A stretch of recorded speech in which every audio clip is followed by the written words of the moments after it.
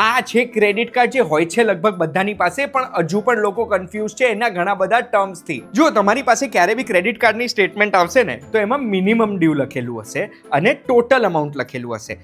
Minimum due જો તમે ભર્યું ને તો એમાં થોડો ફાયદો છે પણ નુકસાન બહુ મોટું છે.